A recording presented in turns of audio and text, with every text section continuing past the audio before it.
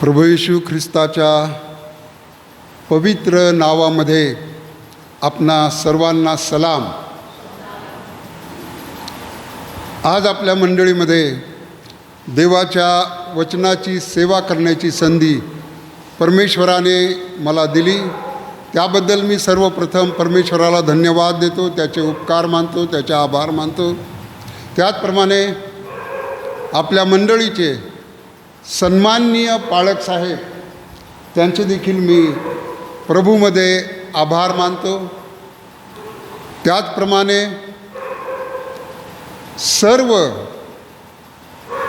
कमिटीचे जे सदस्य आहेत त्यांचे देखील मी मनापासून आभार मानतो, उपकार मानतो, यासाठी की तुम्हा सर्वांच्याद्वारे पाळक साहेबांच्याद्वारे ही वचनाची सेवा करण्याची संधी या ठिकाणी मला प्राप्त झालेली आहे। आणि म्हणून आपण थोडा वेळ परमेश्वराच्या सत्य वचनावरती मनन चिंतन करूया। आणि आज संध्याकाळी परमेश्वर आमच्याशी काय बोलत आहे, आम्हाला काय मार्गदर्शन करत आहे, आज त्याचा संदेश आमच्यासाठी काय आहे, हे आपण थोडक्या वेळामध्ये पाहण्याचा प्रयत्न करू। जो शास्त्रभाग आपण वाचला, लूकाकृत शुभवर्तमान याचा 22वा अध्याय आणि 14 पासून पुढे 23 पर्यंत काही वचनं आपण वाचलेली आहेत, पुन्हा मी वाचणार नाही। परंतु 15व्या वचनामध्ये असं म्हटलंय, तेव्हा तो त्यास म्हणाला, मी दुःख भोगण्यापूर्वी हे वलांडनाचे भोजन तुम्हाबरोबर करावयाची माझी फार उत्कट इच्छा होती। हे भोजन करण्याची प्रभू येशू ख्रिस्ताची फार उत्कट इच्छा होती, असं त्याने म्हटलेलं आहे शिष्यांना। वास्तविक पाहता 1260 दिवसांच्या 42 महिन्याच्या सेवा काळामध्ये, त्या कार्यकाळामध्ये प्रभू येशू ख्रिस्ताने 4 वेळा हे वलांडनाचं भोजन केलं। ही 4थी वेळ आहे। यापूर्वी त्याने 3 वेळा वलांडनाचं भोजन केलेलं आहे आणि या 4थ्या वेळेस, आणि ही शेवटची वेळ आहे। अगोदर जे 3 वेळेस भोजन झालं त्यावेळेस तो हे वाक्य बोलला नाही, परंतु तो आता म्हणत आहे की दुःख भोगण्यापूर्वी हे वलांडनाचं भोजन शिष्यांना म्हणते की तुमच्याबरोबर करण्याची माझी फार उत्कट इच्छा होती। काहीतरी कारण असलं पाहिजे। त्याने ती इच्छा व्यक्त केली। त्याचं कारण आपल्याला पाहायला मिळतं की त्याने एक कारण सांगितलं की हे भोजन तो पुन्हा करणार नाही। हे शेवटलं भोजन आहे, यानंतर तो भोजन करणार नाही काही काळापर्यंत। हे एक कारण आहे। आणि दुसरं कारण असं आहे की हे वलांडनाचं भोजन झाल्यानंतर तो प्रभू भोजनाची स्थापना करणार आहे। आणि म्हणून तो म्हणतो हे भोजन करण्याची माझी फार उत्कट इच्छा होती। आणि त्याप्रमाणे ते वलांडनाचं भोजन करत आहेत किंवा घेत आहेत।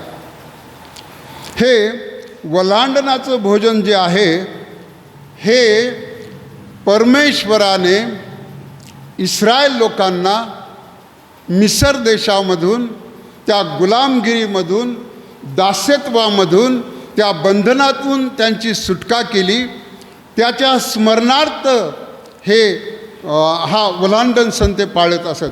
आणि देवाने त्यांना सांगितलं होतं की हा पिढ्यानपिढ्या कायमचा तुम्हाला नियम आहे, हा वलांडन सण पाळायचा आहे। की कशा रीतीने मी तुम्हाला बंधनामधून, दास्यत्वामधून, गुलामगिरीमधून, मिसर देशामधून मी तुम्हाला बाहेर काढलेलं आहे, बाहेर आणलेलं आहे, याचं स्मरणार्थ हे करायचं.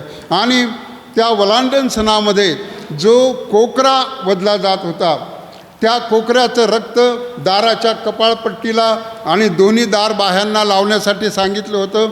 आणि त्या रात्री तो दूत ज्या दारावरती त्या कपाळपट्टीवरती रक्त दिसेल ते ओलांडून पुढे जात असे. त्या घरामध्ये काही मृत्यू होत नसे, त्या घराला काही अपाय होत नसे, ते ओलांडून तो पुढे जात असे. आणि म्हणून त्याला वल्हांडण सण असं म्हटलेलं आहे.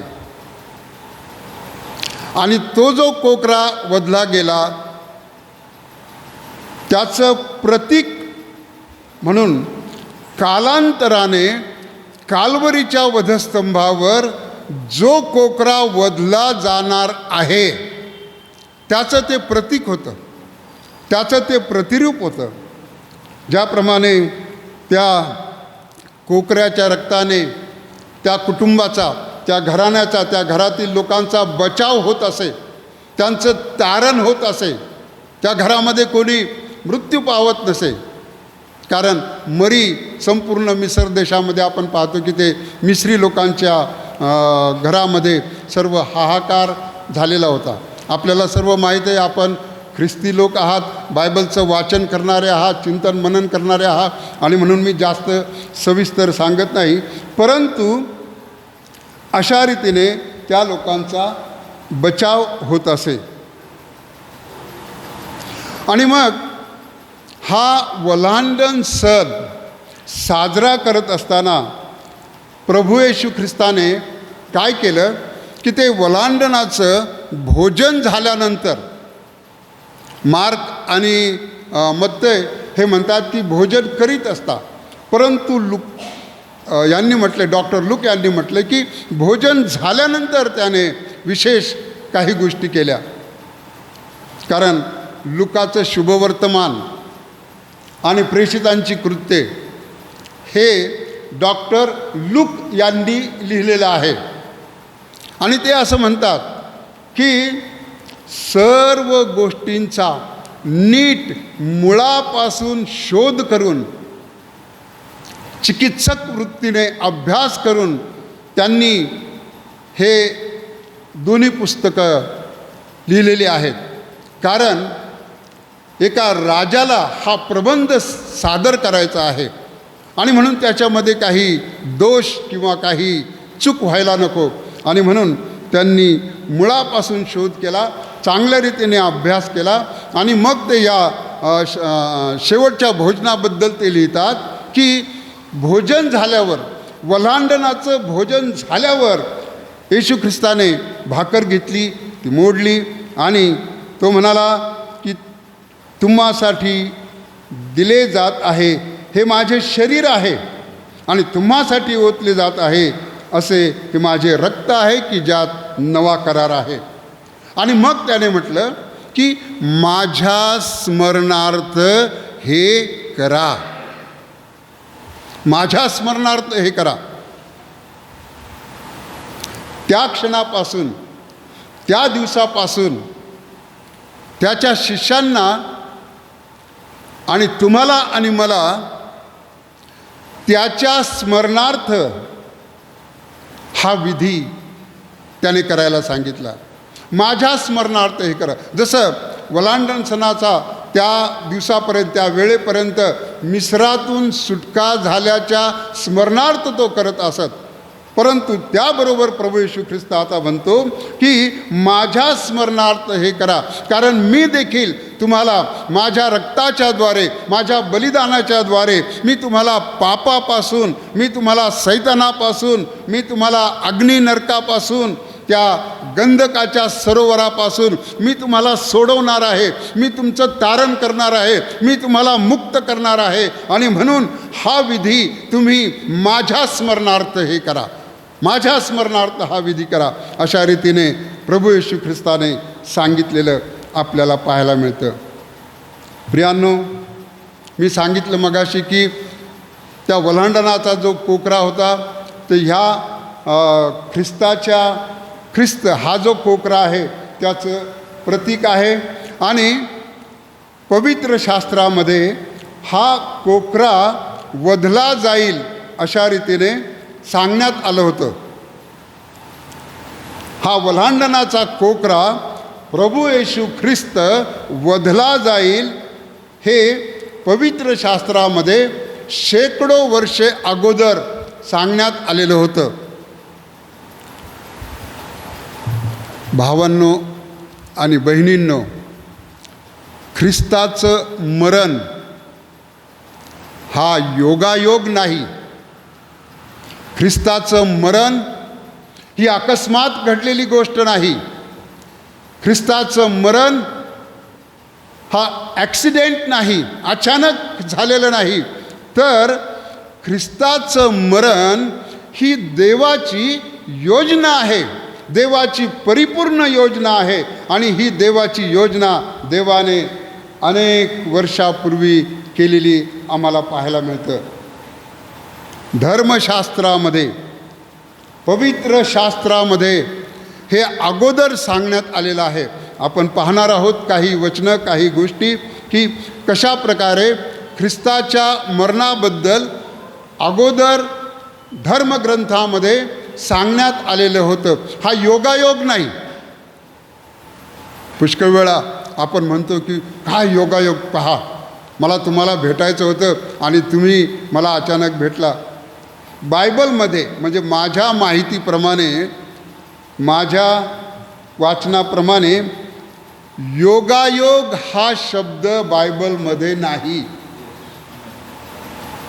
हे योगायोगाने काही होत नाही, योगायोगाने काही घडत नाही. ही देवाची परिपूर्ण योजना आहे आणि देवाने ती योजना त्याच्या वचनामध्ये, धर्मग्रंथामध्ये, धर्मशास्त्रामध्ये, बायबलमध्ये त्याने लिहिलेली आम्हाला पाहायला मिळते. आणि म्हणून पाऊल म्हणतो करिंथकरास पहिले पत्र याचा 15वा अध्याय आणि त्या 3ऱ्या वचनामध्ये त्याने म्हटलं आहे की जे मला सांगण्यात आले त्यापैकी मुख्य हे की धर्मशास्त्राप्रमाणे.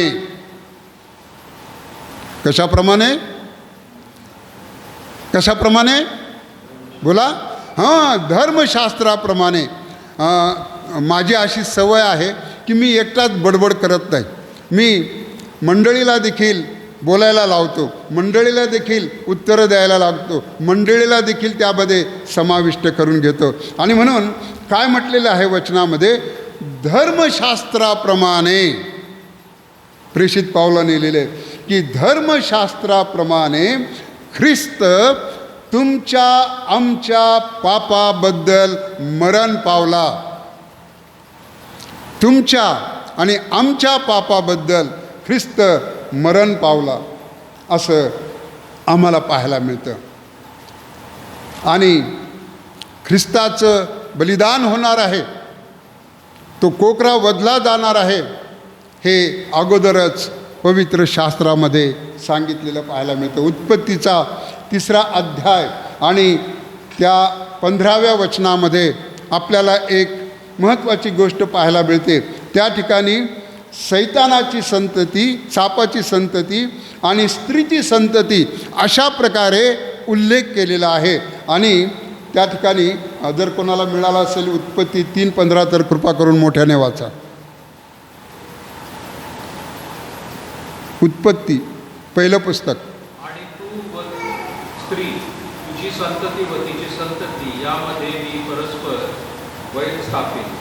ती तुझे डोके फोडील व तू तिची टाच फोडशील. हां, स्त्रीची संतती सैतानाचं डोकं फोडेल आणि सैतानाची संतती त्या स्त्रीच्या संततीची टाच फोडेल. प्रियांनो, हा ख्रिस्ताच्या बलिदानाचा संदर्भ आहे. बागेमध्ये जे काही घडलं आपल्याला माहिती नाही का, बागेमध्ये बरंच काही घडतं, परंतु त्या एदेन बागेमध्ये जे काही घडलं तर त्या ठिकाणी आपल्याला पाहायला मिळतं की स्त्रीची संतती. आता ही स्त्रीची संतती, आता हा एक वेगळा विषय आहे, त्याकडं आपण जाणार नाही, परंतु स्त्रीची संतती म्हणजे त्या हवेला झालेल्या संततीबद्दल नाही, तर कालांतराने फक्त स्त्रीपासून ज्याचा जन्म होणार आहे, त्या स्त्रीच्या संततीबद्दल या ठिकाणी सांगितलेलं आहे. त्या स्त्रीच्या संततीबद्दल म्हणजेच थोडक्यामध्ये प्रभू येशू ख्रिस्ताबद्दलचा हा संदर्भ आहे. आणि त्या बागेमध्ये पाप झालं, त्या बागेमध्येच पापावरचा उपाय, त्या पापावरची योजना परमेश्वराने सांगितलेली आहे. काय की ख्रिस्ताला मरणामधून, वधस्तंभाच्या मरणामधून आणि भयंकर त्रासामधून जावं लागणार आहे. अशा प्रकारे तो संदर्भ प्रभू येशू ख्रिस्ताबद्दलचा आहे. आणि मग आता सैतानाची संतती कोण बायबलमध्ये आम्हाला पाहायला मिळतं. प्रियांनो, वाचूया आपण मत्तई कृत शुभवर्तमान याचा 3रा अध्याय आणि 7वं वचन, आणि योहान कृत शुभवर्तमान याचा 8वा अध्याय आणि 44वं वचन. तर आपण प्रथम मत्तई 3:7 वाचूया. परंतु वाचतो मी 7वं वचन, मत्तई 3:7. परंतु परुषी व सदुकी यांच्यापैकी बहुत जनास आपणाकडे बाप्तिस्म्यासाठी येताना पाहून त्याने त्यास म्हटले, अहो सापाच्या पिल्लांनो, होणाऱ्या क्रोधापासून पळावयास तुम्हाला कोणी सुचविले. हे जे धार्मिक पुढारी आहेत की ज्यांनी प्रभू येशू ख्रिस्ताला वधस्तंभावर खिळण्यासाठी आग्रह धरला, शास्त्री, परोशी, सदोकी, याजक, वडील मंडळ, प्रियांनो, हा योहान त्यांना म्हणत आहे, अहो सापाच्या पिल्लांनो. दुसऱ्या शब्दामध्ये ही सापाची संतती, ही सैतानाची संतती. आणि बागेमध्ये सांगितलं होतं की ही सैतानाची संतती स्त्रीच्या संततीची टाच फोडील. आणि त्याप्रमाणे आपल्याला कालांतराने देवाच्या वचनाची परिपूर्ती झालेली पाहायला मिळते. योहान कृत शुभवर्तमान 8वा अध्याय आणि 44व्या वचनामध्ये देखील काय म्हटलेलं आहे, तुम्ही आपला बाप सैतान यापासून झाला आहात आणि आपल्या बापाच्या वासनाप्रमाणे करावयास पाहता. कोणाला म्हणत आहे प्रभू येशू ख्रिस्त हे? ह्या शास्त्र भागाचं हेडिंग असं आहे माझ्या बायबलमध्ये, यहुद्यांबरोबर झालेला वादविवाद. कोणाबरोबर? यहुद्यांबरोबर झालेला वादविवाद या ठिकाणी संत योहानाने लिहिलेला आहे. आणि प्रभू येशू ख्रिस्त त्या यहुद्यांशी तो बोलत आहे आणि त्यांना तो म्हणत आहे की तुम्ही आपला बाप सैतान यापासून झाला आहात. म्हणजे ते कोण आहेत? सैतानाची जर सैतान त्यांचा बाप आहे तर निश्चितच ते सैतानाची संतती अशा प्रकारे आहे. आणि आपल्या बापाच्या वासनाप्रमाणे करावयास पाहता. तो प्रारंभापासून मनुष्य घातक आहे आणि तो सत्यात टिकला नाही. प्रभू येशू ख्रिस्त त्यांना सांगत आहे की तो प्रारंभी देवाने आकाश व पृथ्वी निर्माण केली तेव्हापासून आणि त्याच्याही अगोदरपासून तो काय करत आहे? तो घातक आहे, मनुष्य घातक आहे आणि तो सत्यात टिकलेला नाही. तर काय आपल्याला पाहायला मिळतं की परमेश्वराने जे काही मोशेच्या द्वारे त्या ठिकाणी लिहिलेलं होतं की ही सैतानाची संतती ही त्या स्त्रीच्या संततीची टाच फोडील, त्याप्रमाणे प्रभू येशू ख्रिस्ताला या दुःखामधून, त्रासामधून, वेदनेमधून, ते खिळे, ते काटे, तो भाला, ते फटके, या सर्व गोष्टीमधून जावं लागणार आहे असं पाहायला मिळतं. आता तुम्ही म्हणाला स्त्रीची संतती हा जो विषय आहे हा एक वेगळा विषय आहे. परंतु आपल्याला पाहायला मिळतं की गलतीकरास पत्र याचा 4था अध्याय आणि 4थ्या वचनामध्ये असं म्हटलं आहे की प्रभू येशू ख्रिस्ताबद्दल म्हटलं आहे की तो नियमशास्त्राधीन जन्मलेला असा होता. परंतु काळाची पूर्तता झाली तेव्हा हां. देवाने आपल्या पुत्राला पाठवले. तो स्त्रीपासून जन्मलेला हां नियमशास्त्राधीन असा जन्मलेला असावा.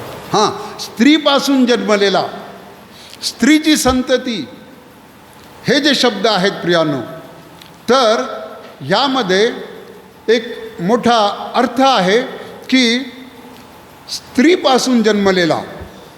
आता तुम्हाला असं वाटेल की आपण सर्व स्त्रीपासून जन्मलेलो आहोत, नाही का? मी स्त्रीपासून जन्मलो आहे. तुम्ही देखील एका स्त्रीपासून जन्मलेला आहात. तुम्ही देखील एका स्त्रीपासून जन्मलेला आहात. स्त्रीपासून जन्म झालेला आहे. परंतु आमचा जन्म आणि प्रभू येशू ख्रिस्ताचा जन्म याच्यामध्ये जमीन आसमानाचा फरक आहे. तो फक्त स्त्रीपासून जन्मला. योसेफ आणि मरिया यांच्या मिलनामधून त्याचा जन्म झालेला नाही, यांच्या सहवासामधून त्याचा जन्म झालेला नाही. तर ज्या वेळेस गॅब्रिएल देवदूत मरियेकडे आला आणि तो म्हणाला की हे कृपा पावलेले, स्त्रियामध्ये तू धन्य आहेस. आणि मग पुढे तिला सांगितलं की तू गरोदर होशील, तुला पुत्र होईल, तू त्याचे नाव येशू ठेव, वगैरे वगैरे. आपल्याला माहिती आहे, सर्व आपण वाचतो, नाताळाला नेहमी ऐकतो. आणि मग तिला प्रश्न पडला की हे कसं आहे शक्य? ती विचारते त्या गॅब्रिएलला की हे कसं होईल? आणि मग त्याने सांगितलं, परात्पराची शक्ती तुझवर छाया करेल आणि जो जन्मेल त्याला देवाचा पुत्र म्हणतील, त्याला पवित्र म्हणतील. आणि यावरून आपल्याला पाहायला मिळतं की प्रभू येशू ख्रिस्ताचा जन्म फक्त स्त्रीपासून झालेला आहे. स्त्री आणि पुरुष यांच्या मिलनामधून त्याचा जन्म झालेला नाही, तर देवापासून जन्म झालेला आहे. हे आपल्याला इतरांना सांगता आलं पाहिजे. कारण काही लोक असं म्हणतात कि आप कहते हैं वो खुदा का बेटा है, फिर खुदा की औरत कौन है? असे प्रश्न विचारतात काही लोक. तुम्हाला कळालं असेल कोण विचारतं ते, नाही का? फिर खुदा की औरत कौन है, फिर ऐसे कैसा बेटा हो सकता.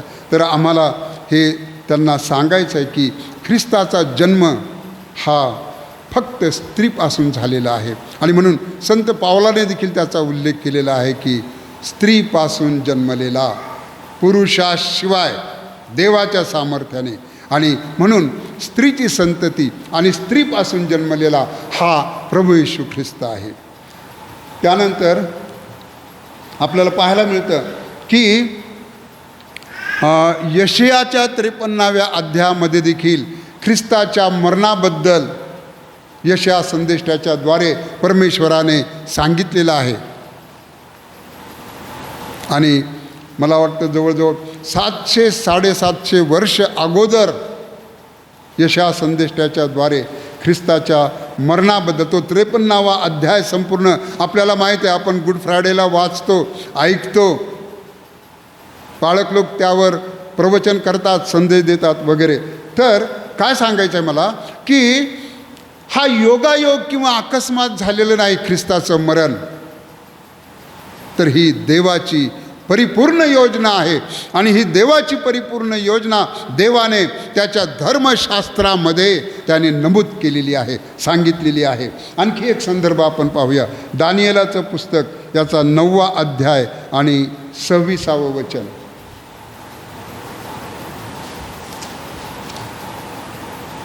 पंचवीस आणि 26 वाचतो मी.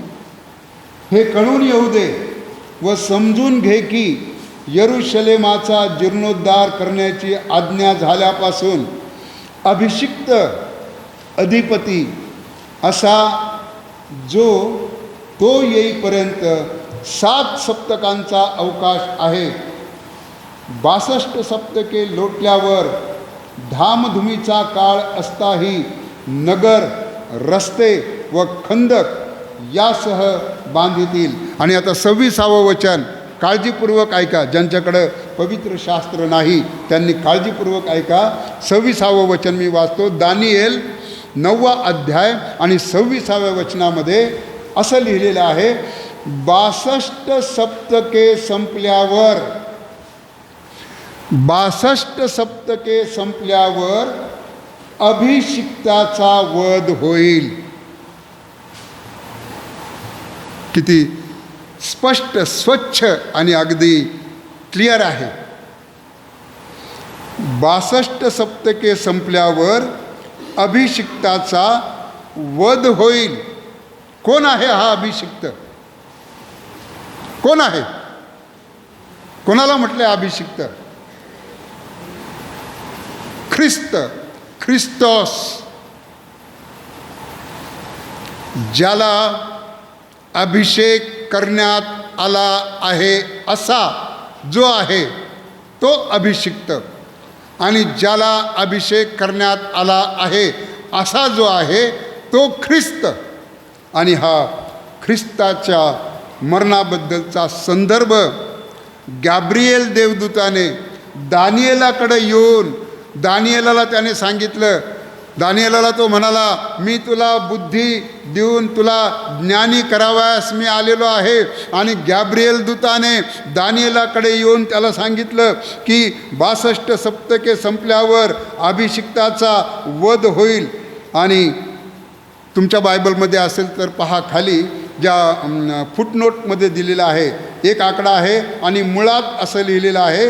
आणि तिथं काय लिहिलं आहे का तुमच्या बायबलमध्ये? काय आहे? मोठ्याने, मशिहा. मशिहा म्हणजे ख्रिस्त, ज्याला अभिषेक करण्यात आलेला आहे असा. प्रियांनो, ख्रिस्त हा मोशेने वचन दिलेला संदेष्टा आहे. ख्रिस्त मलकी सदेकाच्या संप्रदायाप्रमाणे युगानयुग राहणारा याजक आहे. आणि ख्रिस्त हा यहुद्यांचा राजा आहे. संदेष्टा, राजा आणि याजक या 3 लोकांना प्राचीन काळी अभिषिक्त करत असत. याजकाला अभिषेक करत असत, संदेष्टाला संदेष्टाच्या सेवा कार्यासाठी अभिषेक करत असत, अभिषिक्त करत असत. आणि राजाला त्याच्या कारकिर्दीसाठी अभिषेक करत असत. शौलाला अभिषेक केला, दाविदाला अभिषेक केला, अशा प्रकारे. तर ख्रिस्त किंवा मशिहा याचा अर्थ आहे की अभिषिक्त, ज्याला अभिषेक करण्यात आलेला आहे असा. आणि हा ख्रिस्त की जो राजा आहे. म्हणूनच जे ज्ञानी लोक होते ते यरुशलेमेमध्ये आले आणि त्यांनी विचारलं हेरोदाला, यहुद्यांचा राजा जन्मला तो कोठे आहे? इब्री लोकासपत्र लिहिणारा लेखक म्हणतो, मलकी सदेकाच्या संप्रदायाप्रमाणे तो युगानयुग राहणारा याजक आहे. आणि प्रेषितांच्या कृत्यामध्ये आपल्याला पाहायला मिळतं की प्रेषितांनी सांगितलं की ख्रिस्त हा मोशेने सांगितलेला हा संदेष्टा आहे. आणि म्हणून तो अभिषिक्त आहे. आणि म्हणून या ठिकाणी गॅब्रिएल दूताने दानिएलाला सांगितलं की 62 सप्तके संपल्यावर अभिषिक्ताचा वध होईल. आता हा सप्तकाचा विषय देखील वेगळा आहे, परंतु तुम्हाला मी थोडक्यात सांगतो. यरुशलेमेचा जीर्णोद्धार करण्याची ज्यावेळेस आज्ञा झाली किंवा आदेश सांगण्यात आला तेव्हापासून, म्हणजे इसवी सन पूर्व 445 पासून तर ख्रिस्ताचं बलिदान होईपर्यंत काही अभ्यासकांनी कॅल्क्युलेशन केलेलं आहे की बरोबर 62 सप्तकं झाले, म्हणजे 7 वर्षाचं एक सप्तक, अशा प्रकारे. तर देवाच्या वचनामध्ये अगोदर सांगण्यात आलेलं आहे की त्याचा वध होईल किंवा तो मारला जाईल अशा रीतीने. पुढे आणखी 2 संदर्भ पाहण्या अगोदर थोडंसं तुम्हाला मी जरा थोडं चालना देऊ इच्छितो. एक प्रश्न तुम्हाला मी विचारील. पहिला प्रश्न, त्याचं काय उत्तर देऊ नका किंवा हात वरती करू नका.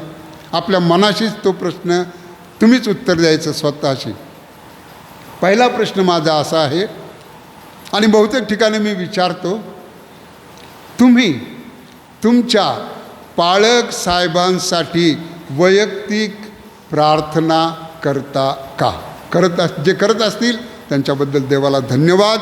परंतु जर करत नसतील तर आजपासून पालक साहेबांसाठी, देवाच्या सेवकासाठी तुम्ही प्रार्थना करावी अशी मी विनंती करतो. दुसरा प्रश्न माझा असा आहे, तर आता तुम्हाला बोलायचं आहे, तुम्हाला सांगायचं आहे. प्रश्न असा आहे की तुम्ही केव्हापासून ख्रिस्ती आहात? मोठ्याने बोल, मला जरा ऐकायला कमी. हां हां जन्मल्यापासून. बरोबर. आणखी हां बाप्तिस्मा झाल्यापासून. आणखी पाठीमागे केव्हापासून ख्रिस्ती आहात तुम्ही? बोलत जा राव, मला ना बोललेलं आवडतं बरं का.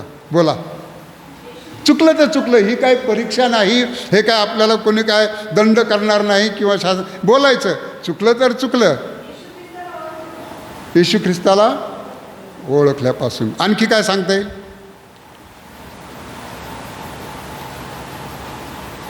बरं, काय हरकत नाही. एक वचन आपण वाचूया आणि मग आपल्याला समजेल की आम्ही केव्हापासून ख्रिस्ती आहोत.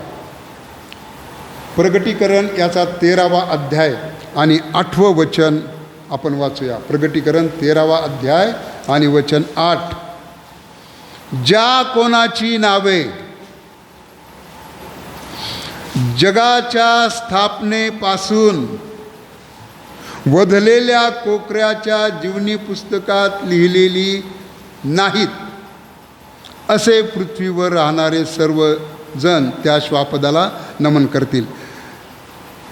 जो आपला विषय आहे त्याला धरून हे आहे. मी तुम्हाला सांगत आहे की ख्रिस्ताच्या मरणाबद्दल अगोदर सांगण्यात आलेलं होतं. तर या ठिकाणी पाहायला मिळतं की ज्या कोणाची नावे जगाच्या स्थापनेपासून वधलेल्या कोकऱ्याच्या जीवनी पुस्तकात. कधीपासून? कधीपासून? जगाच्या स्थापनेपासून. म्हणजे जगाची स्थापना कधी झाली तेव्हापासून हे भविष्यवचन आहे. तेव्हा सांगितलेलं आहे की एक कोकरा वधला जाणार आहे. हे जगाच्या स्थापनेपासून देवाची योजना आहे. ही काल परवा कुठेतरी अकस्मात झालेलं नाही. कधी झाली जगाची स्थापना? तेव्हापासून ही देवाची योजना आहे की एक कोकरा कालांतराने वधला जाणार आहे, त्याचा वध केला जाणार आहे. आणि हे जगाच्या स्थापनेपासून सांगण्यात आलेलं आहे. आणि म्हणून मग कालांतराने आपण पाहतो बाप्तिस्मा करणारा योहान उभा आहे. त्या ठिकाणाहून प्रभू येशू ख्रिस्त चाललेला आहे आणि बाप्तिस्मा करणाऱ्या योहानाचे शिष्य आहेत त्याच्याबरोबर. आणि तो म्हणतो, हा पहा. काय म्हणतो? हा पहा. येशू ख्रिस्ताकडे हात दाखवून, येशू ख्रिस्ताकडे बोट दाखवून तो म्हणतो, हा पहा जगाचे पाप हरण करणारा देवाचा कोकरा. योहान 1:29 आपल्याला पाहायला मिळतं. आणि हा कोकरा वधला जाईल. हा कोकरा जगाचं पाप हरण करेल. हा कोकरा त्याचं स्वतःचं बलिदान करेल, त्याचं रक्त सांडेल. ही योजना जगाच्या स्थापनेपासून केलेली आहे. आणि जगाच्या स्थापनेपासून जीवनी पुस्तकामध्ये विश्वासणाऱ्यांची नावं लिहिलेली आहेत, परंतु ज्यांची नावं त्याच्यामध्ये नाहीत ते कालांतराने त्या श्वापद जे येणार आहे पुढे त्याला नमन करतील असं सांगण्यात आलेलं आहे. आणखी एक वचन आपण वाचूया, इफिस्करास पत्र. मी तुम्हाला काय सांगत आहे की तुम्ही ख्रिस्ती केव्हापासून आहात. कोणी सांगितलं बाप्तिस्म्यापासून, कोणी सांगितलं जन्मापासून, कोणी सांगितलं, बरोबर आहे, तुमचं काही चुकलेलं नाही, बरोबर आहे आपल्या समजुतीप्रमाणे. परंतु बायबल काय सांगतं, कारण देवाचं वचन, माझं एक मासिक आहे, त्या मासिकाचं नाव मी सत्यवचन लिहिलेलं आहे आणि देवाचं वचन हे सत्य आहे. इफिस्करास पत्र याचा 1 अध्याय आणि 4 वचन मी आपल्यासाठी वाचतो. आपण प्रेमामध्ये त्याच्या दृष्टीने पवित्र व निर्दोष व्हावे म्हणून त्याने सृष्टीच्या स्थापनेपूर्वी आपल्याला, जे या ठिकाणी या चर्चमध्ये बसलेले आहेत त्या सर्वांना, सृष्टीच्या स्थापनेपूर्वी आपल्याला ख्रिस्तामध्ये निवडले आहे. बाळकसाहेबांनी प्रार्थना केली, मगाशी त्यांच्या प्रार्थनेमध्ये एक वाक्य आलं की देवा प्रभू तू आम्हाला निवडलंस. यस, होय, आम्ही निवडलेले आहोत. आणि केव्हापासून निवडलेले आहोत बोला. सृष्टीच्या, बोला काय लिहिले पुढे, सृष्टीच्या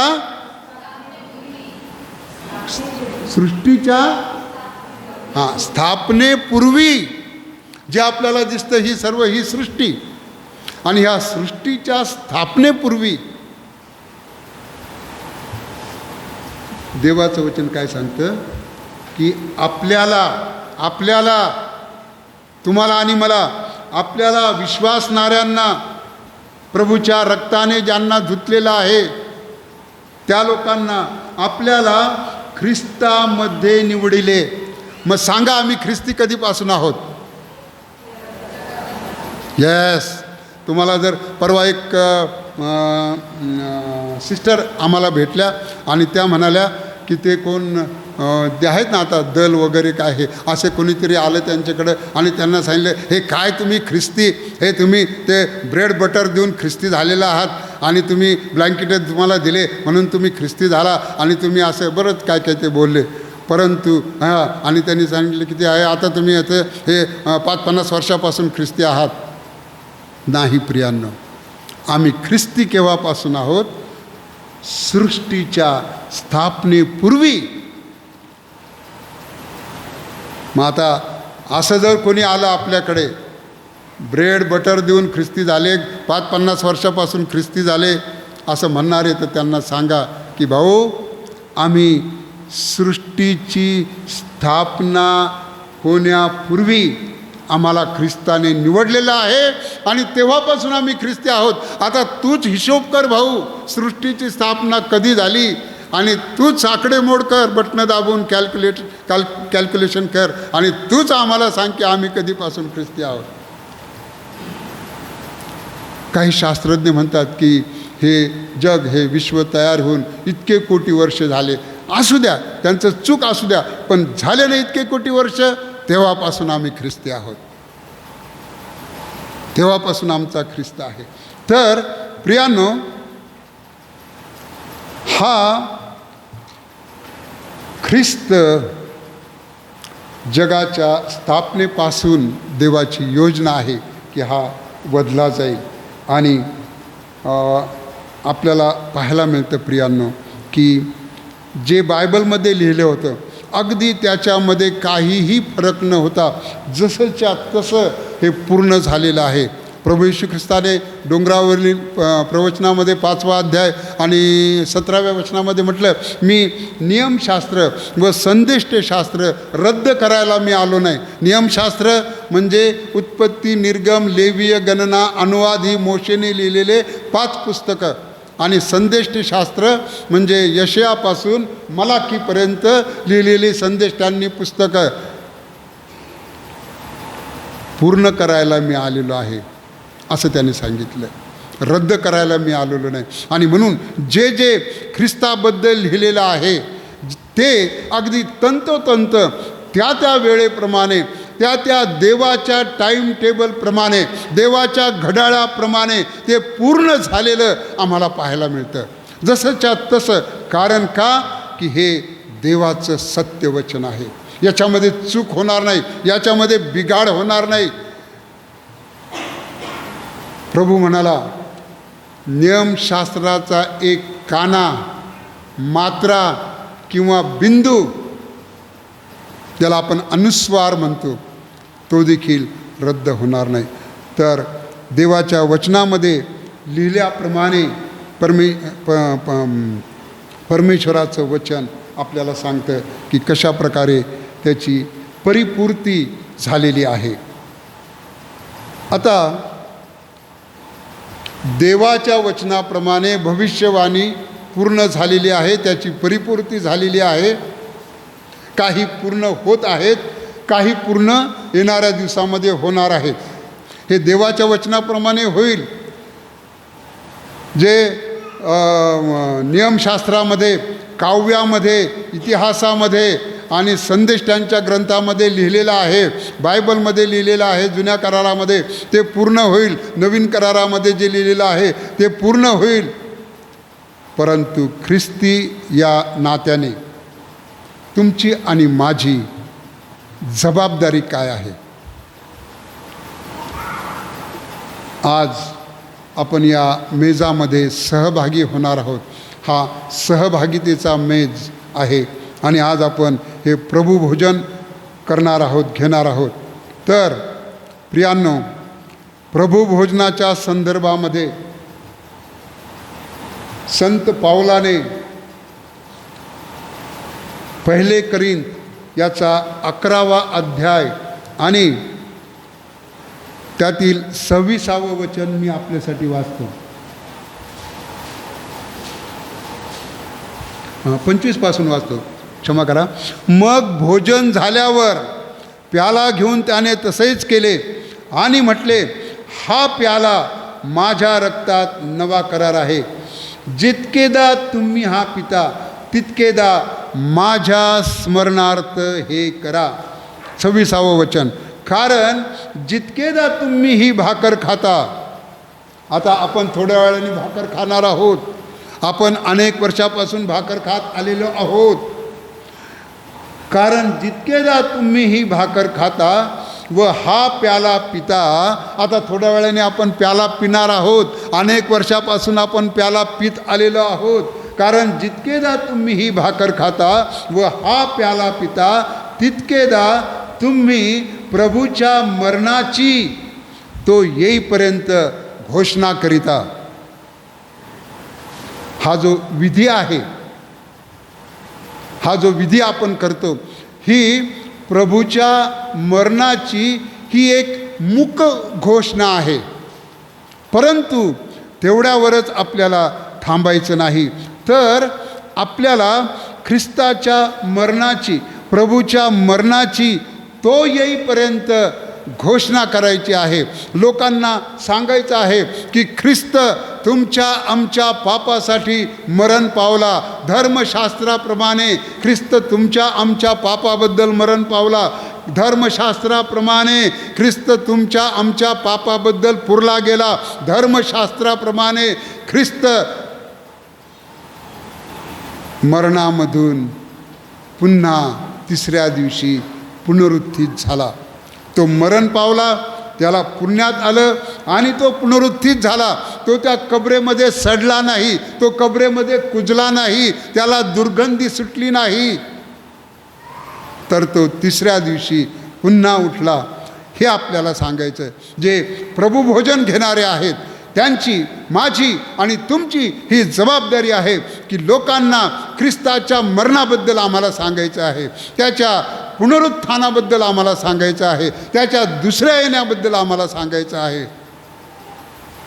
पौल म्हणतो, जितकेदा तुम्ही ही भाकर खाता आणि हा प्याला पिता, तितकेदा तुम्ही प्रभूच्या मरणाची घोषणा करता. आणि तितकेदा तुम्ही हे खाऊन बाहेर गेल्यानंतर आम्हाला लोकांना ख्रिस्ताच्या मरणाची घोषणा करायची आहे. आणि उद्या तर चांगली संधी आहे. लोक विचारतील, का हो हे गुड फ्रायडे म्हणजे काय? तुम्हाला सांगता आलं पाहिजे आणि तुम्हाला सांगता येईल. तर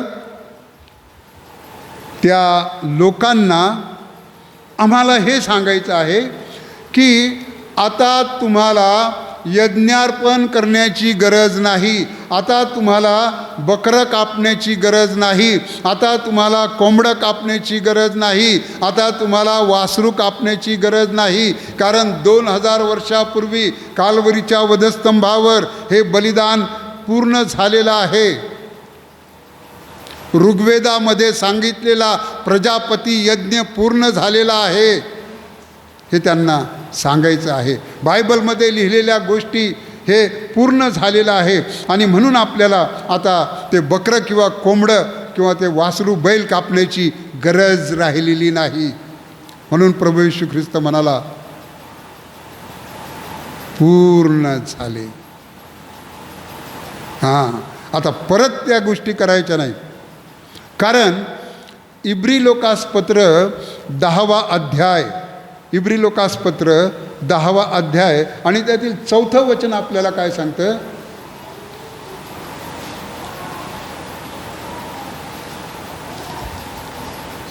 इब्री लोकासपत्र याचा 10वा अध्याय आणि वचन 4. माझ्या बायबलमध्ये असं लिहिलं आहे, व बकऱ्यांचं रक्त पापे दूर करण्यास असमर्थ आहे. कारण बैलांचे व बकऱ्याचे रक्त याच्या योगे पापे दूर व्हावी. माझं भाषांतर, पापे दूर व्हावी हे अशक्य आहे.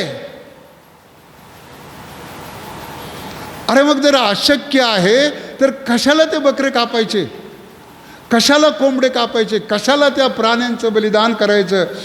कारण बैलाचे व बकऱ्यांचे रक्त याच्या योगे पापे दूर व्हावी हे अशक्य आहे. हे ओल्ड व्हर्जन आहे, मूळ हिब्रूतून केलेलं भाषांतर, मूळ ग्रीकमधून केलेलं भाषांतर. मला हे भाषांतर आवडतं आणि मी हेच वापरतो. तर हे अशक्य आहे असं बायबल सांगतं. का अशक्य आहे? का अशक्य आहे? कारण बायबल सांगतं, पवित्र शास्त्र सांगतं की परमेश्वराने मानव त्याच्या प्रतिरूपात निर्माण केलेला आहे. मानव हे देवाचं प्रतिरूप आहे. मानव, आता इथे जाती धर्म पंथ भेद हा नाही, मानव, मानव देवाचं प्रतिरूप आहे, देवाची प्रतिमा आहे, ही देवाची निर्मिती आहे, माकडापासून तयार झालेला नाही. माकड चाळे करतो काही वेळेस मानव, बरं का, मनुष्य माकड चाळे करतो. आपण म्हणतो त्याच्यात काय माकड चाळे करतो. माकड हाड पण आहे असं मला वाटतं, त्याला नाव दिलं माकड हाड, कुणी दिलं माहिती नाही. पण ही देवाची निर्मिती आहे हो, स्पेशल. देवाने त्याच्या प्रतिरूपात निर्माण केलेलं आहे मानवाला. आणि मग विचार करा की देवाच्या प्रतिमेप्रमाणे, देवाच्या प्रतिरूपात निर्माण केलेल्या मानवाच्या पापांची क्षमा एका जनावराच्या रक्ताने कशी होईल, एका बैलाच्या रक्ताने कशी होईल, एका बकऱ्याच्या रक्ताने, कोंबड्याच्या रक्ताने कशी होईल, हे आम्हाला त्यांना सांगायचं आहे. जितकेदा तुम्ही ही भाकर खाता, हा प्याला पिता, तितकेदा त्याच्या मरणाची घोषणा करायची. हे अशक्य आहे. त्यांना बायबलचं वचन वाचून दाखवायचं आणि त्यांना सांगायचं की भाऊ, आता आमच्या खेड्यामध्ये हे जे करतात ना, हा विधी, याला कंदुरी म्हणतात. कंदुरी, वाघमारे अंकलला कदाचित माहीत असेल, है ना. म्हणजे खेडेगावामध्ये ना काय बकरं कापते देवाला, देवीला, माहिती आहे का तुम्हाला? काही देवांना बकरं कापते, जत्रा करतात आणि त्याला म्हणतात की आज आमची कंदुरी आहे. म्हणजे काय की देवाला, देवीला बकरं कापायचं, कोंबडं कापायचं. काही देवांना बकरा चालतं, काही देवांना वासरू चालतं, काही देवींना कोंबडं चालतं वगैरे, असं आहे. तर याच्याद्वारे पापांची क्षमा व्हावी मुक्ती मिळावी हे अशक्य आहे असं बायबल सांगतं. कारण मानव हे देवाची प्रतिमा आहे, देवाचं प्रतिरूप आहे. आणि म्हणून प्रियांनो, आपल्याला देवाने किती महान गोष्ट आपल्यासाठी केली. देवाने फक्त ख्रिस्ती लोकावरच नाही, देवाने जगावर प्रीती केली आणि त्याने आपला एकुलता एक पुत्र दिला. आणि जो कोणी त्याच्यावर विश्वास ठेवतो त्याचा नाश होणार नाही, त्याला सार्वकालिक जीवन मिळेल. देवाने प्रीती केली आणि त्याने आपल्या एकुलता एका पुत्राला दिलं. त्या पुत्राने प्रीती केली आणि त्याने आपल्या स्वतःच्या देहाचं बलिदान केलं, त्याने रक्त सांडलं. आणि म्हणून योहानाचे पहिले पत्र, पहिला अध्याय आणि 7व्या वचनामध्ये असं म्हटलेलं आहे की येशूचं रक्त, बैलाचं रक्त नाही, बकऱ्याचं रक्त नाही, कोंबड्याचं रक्त नाही, येशूचं रक्त आम्हाला सर्व पापापासून शुद्ध करतं. पण जर आमची त्याच्याबरोबर भागीदारी आहे तर येशूचं रक्त आम्हाला सर्व पापापासून शुद्ध करतं. जो प्याला आपण घेणार आहोत हे येशूचं रक्त नाही. येशूने 2000 पूर्वी काल्वरीच्या वधस्तंभावर सांडलेल्या रक्ताचं ते प्रतीक आहे. येशूने 2000 वर्षापूर्वी काल्वरीच्या वधस्तंभावर दिलेल्या शरीराचं प्रतीक ही भाकर आहे. हे त्याचं स्मरण आम्हाला देतं की येशूने आमच्यासाठी त्याचा देह मोडला. प्रियांनो, बायबल आपल्याला सांगतं, फिलिप्पेकरास पत्र याचा 2रा अध्याय आणि 5 पासून पुढे काही वचनं जर आपण वाचली तर त्या ठिकाणी असं लिहिलं, असली जी चित्तवृत्ती ख्रिस्त येशूच्या ठायी होती ती तुमच्या ठायी असो. तो देवासमान असता, देवाच्या स्वरूपाचा असता, त्याने देवासमान असणे हा लाभ असा मानला नाही, तर त्याने स्वतःला रिक्त केले. त्याने मनुष्य प्रकृतीचे होऊन दासाचे स्वरूप धारण केले आणि त्याने मरण आणि तेही वधस्तंभावरचे मरण सहन केले. आणि यामुळे देवाने त्याला सर्वोच्च केले, सर्वात उंच केले आणि जे श्रेष्ठ नाव ते त्याला दिले. तर प्रियांनो, त्याने स्वतःला रिक्त केले असं म्हटलेलं आहे. रिक्त म्हणजे काय? बरोबर, रिक्त म्हणजे रिकाम. आता त्याने रिक्त केलं म्हणजे स्वतःला त्याने रिकामं केलं. 5-5.5 लिटर रक्त असतं माणसाच्या शरीरामध्ये. तर काटे ज्यावेळेस त्याच्या डोक्यामध्ये घुसले, काही रक्त निघालं. त्याच्या उघड्या अंगावर चापकाचे फटके मारले, त्याचं शरीर छिन्न विछिन्न केलं, तेव्हा काही रक्त निघालं. त्याच्या हातापायामध्ये खिळे ठोकले तेव्हा काही त्याचं रक्त निघालं. त्याची दाढी ओढली, दाढी तोडली तेव्हा त्याचं काही रक्त निघालं. आणि ते येशूचं रक्त आम्हाला सर्व पापापासून शुद्ध करतं. आणि तो वधस्तंभावर टांगलेला आहे. आणि मग संध्याकाळी एक शिपाई आला, त्याने पहिल्याचे पाय मोडले. कारण पाय कशासाठी मोडतात? की त्याला लवकर मरण आलं पाहिजे, वेदना त्रास होऊन. वधस्तंभावर 2 बाजूला जे 2 चोर गुन्हेगार होते, एकाचे पाय मोडले, दुसऱ्याचे पाय मोडले.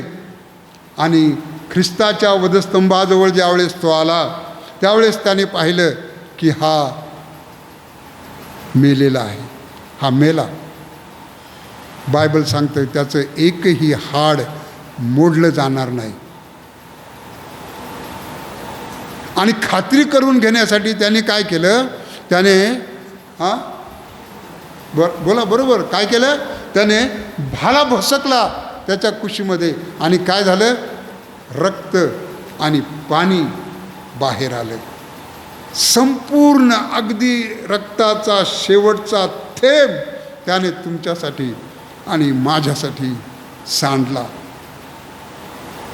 त्याने स्वतःला रिक्त केलं, रिकामं केलं, सर्व रक्त सांडलं तुमच्यासाठी आणि माझ्यासाठी. आणि ते येशूचं रक्त आम्हाला सर्व पापापासून शुद्ध करतं. प्रियांनो, योहानाचे पहिले पत्र, पहिला अध्याय आणि 9व्या वचनामध्ये काय म्हटलंय की जर आणि तर आहे, जर आम्ही आमची पापं पदरी घेतो तर तो विश्वासू आहे, तो न्यायी आहे, आम्हाला सर्व अधर्मापासून शुद्ध करेल, क्षमा करेल. तर प्रियांनो, देवाने त्याचं काम केलेलं आहे. आम्हाला आमचं काम करायचं आहे. पश्चातापी अंतकरणाने या मेजासमोर आपल्याला यायचं आहे. पाऊल म्हणतो,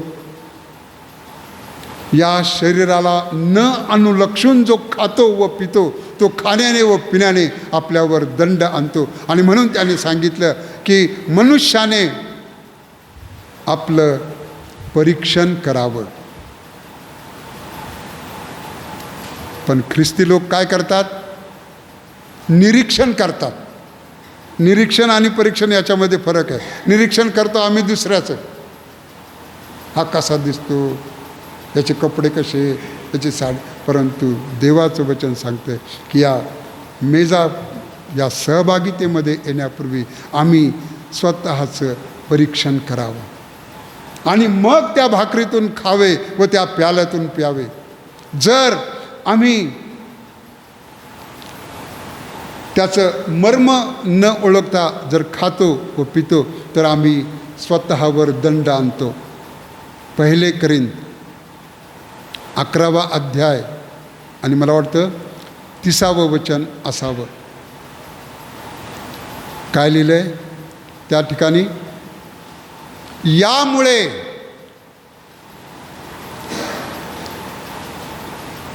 मिळालं का? शेवटचं एवढंच सांगून मी थांबणार आहे. पाळक साहेबांच्या हाती पुढचा वेळ देणार. काय लिहिलं आहे? सुरुवातीपासून 1 मिनिट अंकल सुरुवातीला काय तुमच्या बायबलमध्ये आहे का शब्द यामुळे? आहे का?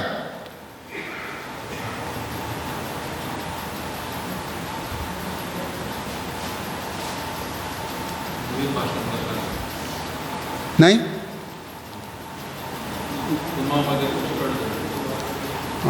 हां, तर सॉरी, माझ्या बायबलमध्ये असं आहे, यामुळे हा शब्द आहे. 30व्या वचनाची सुरुवात अशी झाली की यामुळे. कशामुळे?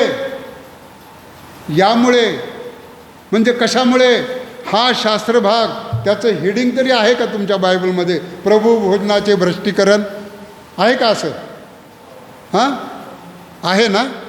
प्रभू भोजनाचे भ्रष्टीकरण वचनाच्या म्हणजे 17व्या वचनापासून तर जवळजवळ 34व्या वचनापर्यंत हे प्रभू भोजनाबद्दल संत पावलाने लिहिलेले आहे करिंथीतील मंडळीला. आणि तो म्हणतो यामुळे म्हणजे कशामुळे? प्रभू भोजनाचं भ्रष्टीकरण केल्यामुळे, प्रभू भोजनाचं मर्म न जाणल्यामुळे, प्रभू भोजनाला गांभीर्याने न घेतल्यामुळे, प्रभू भोजनाचा, त्या भाकरीचा, त्या प्याल्याचा अर्थ समजून उमजून न केल्यामुळे. यामुळे काय झालं करिंथीतल्या मंडळीमध्ये? तो म्हणतो यामुळे तुम्हामध्ये पुष्कळ जण कसे आहेत? हां, दुर्बळ आहेत. आणि त्यांचं प्रमाण पुष्कळ आहेत.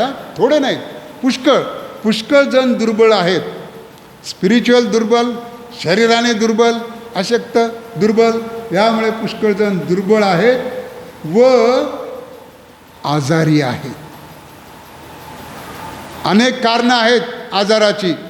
त्यापैकी एक कारण हे आहे प्रभू भोजनाचं भ्रष्टीकरण केल्यामुळे, मी सांगत नाही, हे देवाचं वचन आहे आणि देवाच्या वचनामध्ये लिहिलेलं आहे की यामुळे तुम्हामध्ये पुष्कळ जण दुर्बळ व आजारी आहेत आणि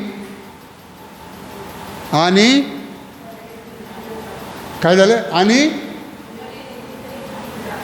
आणि बरेच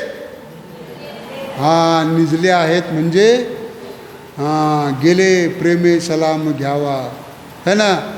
निजले, गेले, मेले. कशामुळे? अनेक कारणं असतील मरणाची, परंतु एक कारण आम्हाला या ठिकाणी पाहायला मिळतं की यामुळे तुम्हामध्ये, करिंथीतील मंडळीला तो म्हणतो की तुम्हामध्ये पुष्कळ जण दुर्बल आहेत व आजारी आहेत आणि बरेच निजले आहेत. जर आपण आपला न्यायनिवाडा केला असता तर आपल्यावर दंड आला नसता. देवबाप ही वचनं आपल्यासाठी आशीर्वादित करो. पुन्हा एक वार मी सर्वांचे आभार मानतो, पाळक साहेबांचे आभार मानतो की तुम्ही शांततेने बसून वचन ऐकलेलं आहे. देवाला धन्यवाद असो. पाळक साहेबांची जर परवानगी असेल तर मी एक गोष्ट आपल्याला करू इच्छितो की कृपा करून सगळ्यांनी आपल्या पायावर उभं राहा आणि 1 मिनिट आपण शांत राहूया आणि आपल्या आतील मनुष्याकडे आपण पाहूया. आपण स्वतःचं परीक्षण करूया.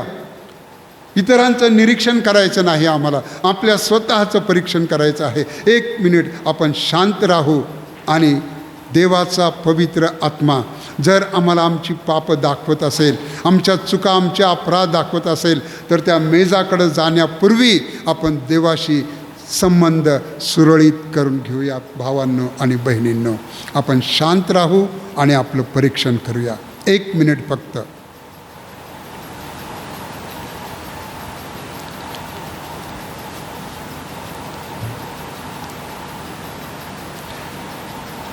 प्रेमळ स्वर्गीय जिवंत देव बापा, तुझं वचन आम्ही ऐकलेलं आहे. देवा, खरोखर तू आमच्यासाठी किती सुंदर योजना तू केलेली आहेस. या मेजामध्ये सहभागी होण्यापूर्वी मी विनंती करतो देव बापा, माझ्या पापांची क्षमा कर, आम्हा प्रत्येकांच्या पापांची क्षमा कर. प्रभू येशूच्या नावाने ही प्रार्थना विनंती केली आहे, म्हणून तू मान्य कर. आमेन. थँक्यू. इथून पुढचा वेळ मी पाळक साहेबांकडे देत आहे. देवाची स्तुती असो. प्रियांनो, आज देवाचं वचन आपल्यापर्यंत फार सुंदर रीतीने आणलेलं आहे.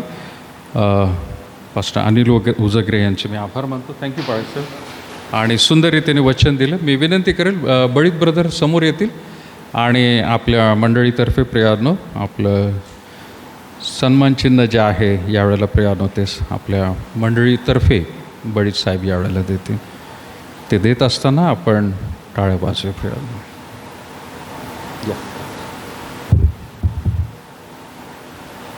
गुड. थँक्यू. थँक्यू. थँक्यू. सर्व उभे राहू पुन्हा एकदा आणि आपण त्यानंतर प्रभूची प्रार्थना म्हणू आणि मग शेवटचा आशीर्वाद पण घेऊ. हे आमच्या स्वर्गातील बापा, तुझे नाम पवित्र मानले जाओ. तुझे राज्य जसे स्वर्गात तसे पृथ्वीवर तुझ्या इच्छेप्रमाणे हो.